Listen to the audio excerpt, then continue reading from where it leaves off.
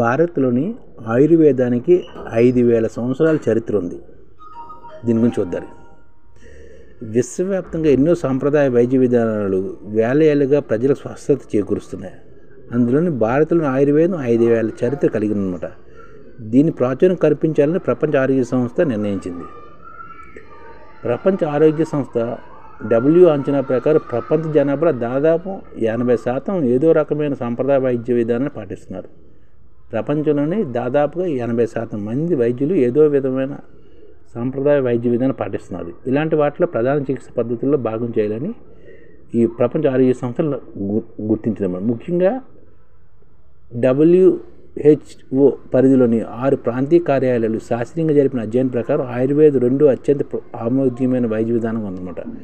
ఆయుర్వేదం ప్రపంచంలో 2వ అత్యంత ఆమోదయోగ్యమైన వైద్య విధానం అన్నమాట ప్రపంచంలో. ఈ క్రమంలో అంతర్జాతీయ వ్యాధుల వర్గీకరణ జాబితాలో ఆయుర్వేద వైద్య పారిభాషిక పదజాలాన్ని WHO చేర్చింది. దీనికి సంబంధించిన ప్రతిని ఇటీవల ఢిల్లీలో కూడా ఆవిష్కరించారన్నమాట.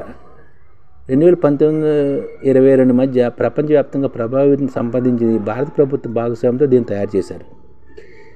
ఈ జాబితా ప్రకారం 2019 తొలిసారిగా ఇండియా వ్యాప్తంగా పేరెరిగిన విశ్వవిద్యాలయం నుంచి ఆసుపత్రి ఇతర సంస్థల నిపుణులు సంప్రదించి వారి భాగస్వామ్యంతో ఆయుర్వేద గ్రంథాలు వెబ్ పోర్టల్స్ విశ్లేషించి ఆయుర్వేద వైద్యంలో సాధారణంగా వాడే పారిభాషిక పదాల జాబితాను తయారు చేశారు. ప్రతి పత్రికలోనూ 5879 ఆయుర్వేద పదబంధాలు క్రోడీకరించారు.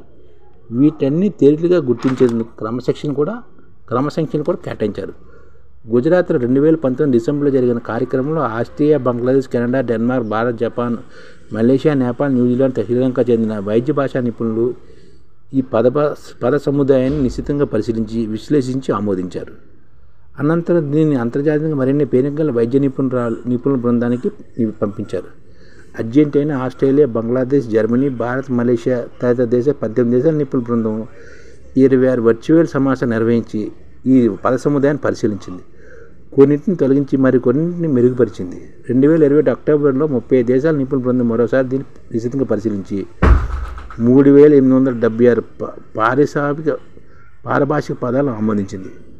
సమానార్థం కలిగిన పర్యాయ పదాలతో కలిపి ఈ సంఖ్య 4012 చేరిందన్నమాట.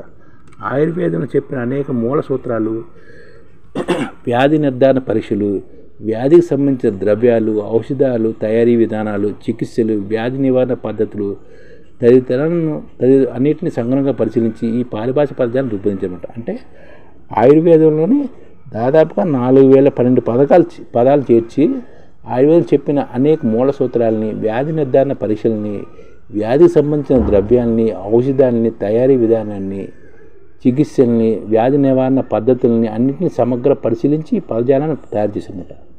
ప్రపంచ ఆరోగ్య సంస్థ, భారతీయ ఆయుష్ మంత్రిత్వ శాఖ సంయుక్తంగా ఢిల్లీలో 2వ ప్రతిని కూడా ప్రజలకు దీన్ని అందుబాటులో తెచ్చారన్నమాట. ఈ పరిశోధన ఆంగ్ల మాధ్యమంలో స్పష్టంగా ఎలాంటి సంయుక్తలు తావు లేకుండా జాగ్రత్తలు కూడా తీసుకున్నారన్నమాట. మన ఆయుర్వేదం ప్రపంచవ్యాప్తం కావడానికి ఈ పారిభాషిక పద కోసం ఎంతగానో తోడ్పడుతుంది.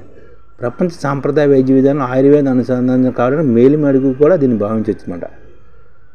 ఆయుర్వేదాన్ని విశ్వవ్యాప్తంగా వినియోగించడానికి, దానిపై పరిశోధన చేయడానికి దీనివల్ల మార్గం సంబంధం అంటే ఇది అక్షరాల వల్ల ఆయుర్వేదంలో ఏ మాట్లాడితే దానికి ఇంగ్లీష్లో ట్రాన్స్లేషన్ ఉంటుంది అన్నమాట. దానివల్ల ప్రపంచంలో అందరూ రాబోయే రోజుల్లో మన ఆయుర్వేద ఉత్పత్తిని దేశాల్లో జరపడానికి కూడా ఈ పారిభాషిక పదజాలం ఉపయోగపడుతుంది.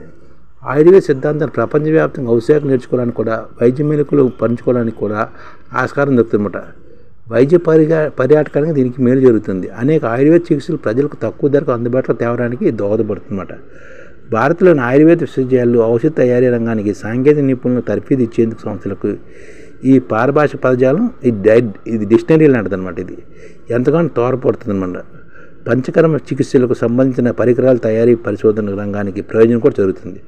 భారత్లో ఆయుర్వేద విద్యార్థులు, అధ్యాపకులు, చికిత్సా నిపుణులు, ఔషధ తయారీదారులు, ఆయుర్వేద అభిమానులు ఈ పారిభాషిక పదకోశాన్ని రోజువారీ వైద్య విధానంలో విరివిగా వినియోగించవచ్చు.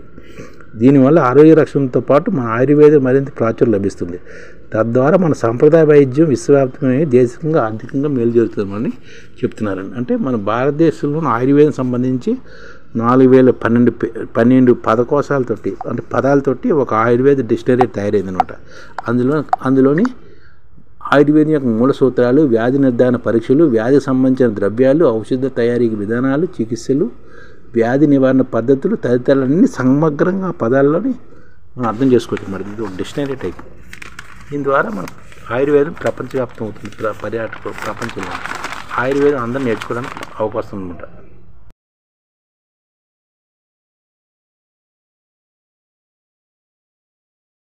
ఈ ఛానల్ ముఖ్య ఉద్దేశం ఏంటంటే మన తెలుగు రాష్ట్రాల్లో 1 కోటి మందికి సంఘటిత రంగాల్లో ఏ విధంగా ఉద్యోగాలు ఇవ్వవచ్చు, కనీస నెల జీతం 30,000 వరకు ఏ విధంగా ఇవ్వవచ్చు, ఏ విధంగా చేస్తే ఉద్యోగాలు సృష్టించబడతాయో వివరిస్తూ ఈ ఛానల్ వీడియోలు వస్తాయి.